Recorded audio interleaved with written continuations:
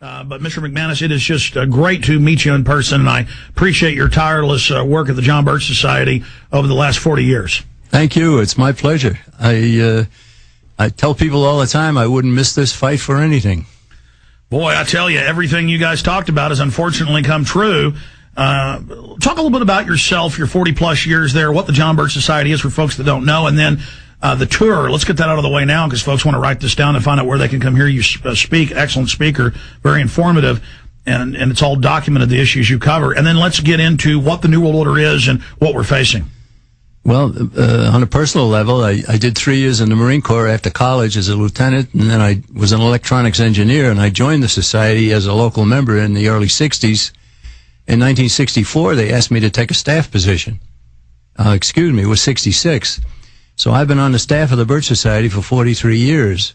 I worked alongside Robert Welch as his public relations director all during the 70s and into the 80s until he passed away in 1985. In 1991, they named me president. I'm the head of the society in one respect, but we have a CEO also, a fellow named Art Thompson, and we work very closely together. So I've been everything you could imagine in the Birch Society. I've been a writer and a speaker and a publicist and a radio and television guy. I've written 5 books. I've done everything you could expect of somebody as long as I've been in the Birch Society, and it's been an absolute delight. As I said, I wouldn't miss this for anything.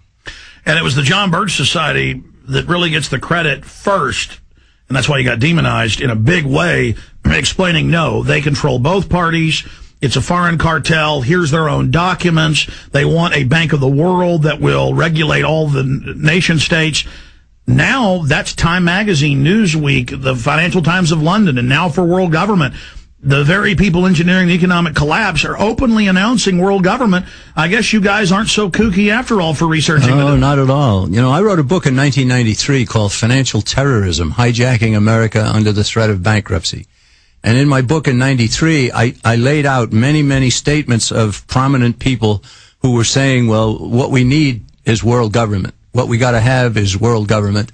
And I've gotten calls from people, a couple of call-in show people who said that they've just simply come across my book recently, and I'm a prophet. They said, no, I'm not a prophet at all. I said, all I did was some homework, and I did what Robert Welch always said. He said, just project the lines. If you project the lines, you can arrive at the conclusions that are coming.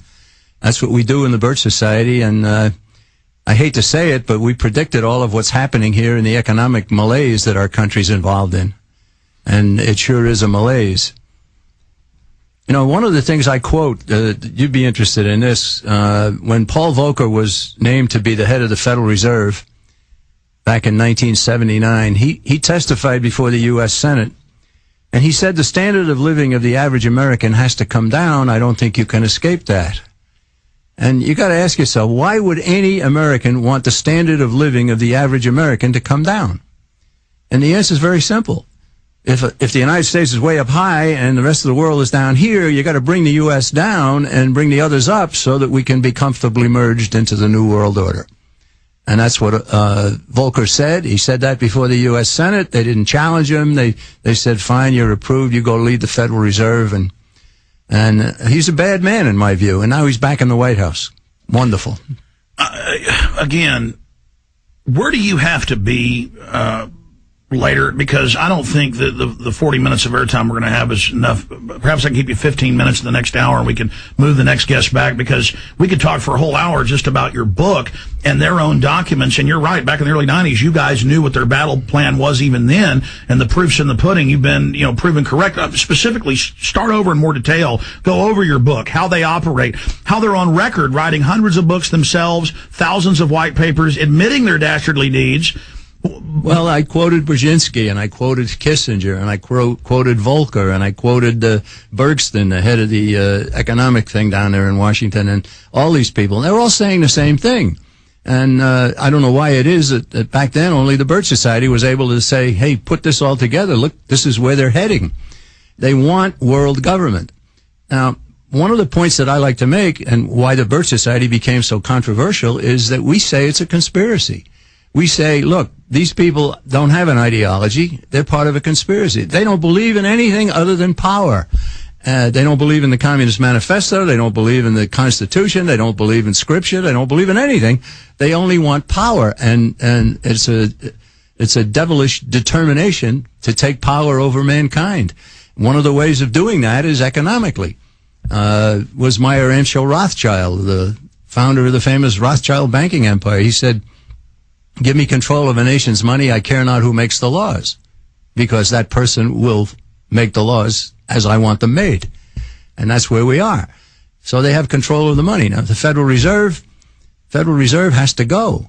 And happily, there's a bill in Congress now, H.R. 833, to get rid of the Federal Reserve.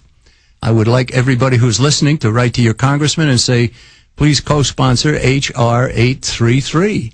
And if that happens, the bill is a responsible thing. It says from the enactment of this bill, 1 year, the Federal Reserve shall stand abolished. In other words, it's not going to be an overnight thing. It's a responsible piece of legislation.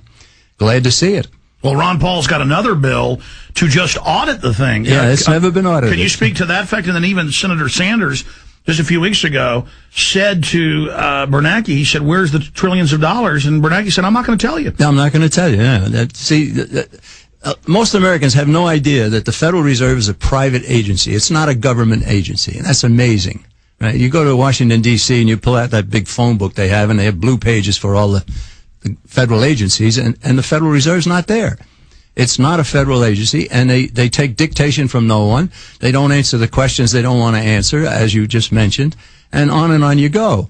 Now, the Fed has never been audited, and I had an interesting thing happen to me. I said that in a speech about a year ago. A guy wrote me a letter, and he sent me a little newspaper clipping talking about the Fed had been audited. And I did some investigation. I found out what they'd audited was the number of desks and the number of pencils and the number of file cabinets and so on. They didn't go into any of the financial end of it. And so effectively, the Fed has still never been audited. Ron Paul has a bill, and that one's H.R. 1207 to audit the Fed. And I understand that there's a lot of people jumping aboard co-signing this one. They're up to about something like 35 co-signers already, co-sponsors. That's good. I would love to see an audit of the Fed. I'd like to know what they've got for wealth and what they do with it and how they operate and so forth. But we don't know. We don't know because it's a private agency and they thumb their nose at government. Did you see the clip on the NewsHour with former Fed Chairman Alan Greenspan when he said, look, the president, the legislative, the Congress, no one can even question us or look at us, because he was asked, what's your relationship to the government? And he said, there is none. We are a, quote, separate agency and are non-reviewable. So, I mean, we know our Constitution. We know our Bill of Rights. We know the separation of powers. It's all three branches reviewing each other, tying down dominant men. And just here is this private Federal Reserve dancing around in public, arrogantly saying, we're not only secret and you can't audit us, no agency of government can even look at us, and we're going to set up a new bank of the world that you pay your taxes to. I mean, this is just tyranny. It's tyranny. Absolutely. It's absolutely wrong. Now, you know, the idea for it came from the Communist Manifesto, plank number 5. And that's the Communist Manifesto says a central bank with state control and so on. And we've gone one worse than Karl Marx. We've outmarxed Marx. He said in the hands of the state, we say, no, it's a private agency. Ours is worse than what Karl Marx even wanted. But as you pioneered exposing at the JBS, and I've seen the government documents, congressional testimony, it was really the big central banks to con the public into slavery, the people's paradise, that financed communism. So, of course, you're going to have public education, and, of course, you're going to have a central bank, and, of course, you're going to have federal control. All the things in that Communist Manifesto, that's what the governments of the world follow when they're under the control of the private banks, and their enemy is the Bill of Rights and Constitution. Absolutely. The 10 planks of the Communist Manifesto, all are partially or fully in place in the United States today. It all happened in the 20th century. Number 10, free education for all children in the government schools. And I like to tell my audience, I said, now, if the government's going to control the schools, do you think they're going to teach anything that will impact government power? And the answer is no. I say, if a Hindu starts a school, is he going to teach Lutheranism? No. If a government starts a school, they're going to teach government power and want government power to be preached and taught and not impacted by the schools they control. Very simple. One of the great reasons for hope in our country is so many people are going to homeschooling. And the more of that, the better. But now the feds are moving to try to restrict that. Well, they did try to restrict it, and there were some states where they actually grabbed children out of the homes and impounded them and so forth, but members of the Birch Society stopped that. One of the worst cases was in Idaho, of all places, and Virginia was another key place, and in both cases, our people, our Birch Society people, got in there and made sure that this didn't happen. Now, so homeschool is pretty much allowed today, but the tyranny involved in it is all the people who are homeschooling still have to pay taxes to support the schools that they won't send their kids to. Yeah, it's slavery. We'll take last year, the state court in California ruled that the state owns the children. Now, that got struck down. That got struck down. But that shows the mindset. Right. I mean, it got struck down for a time. Yeah, exactly. But they're trying to say, you have the children, we the state take them over. John McManus, president of the John Birch Society, is in studio. This is great. It's wonderful to have you, sir. My pleasure.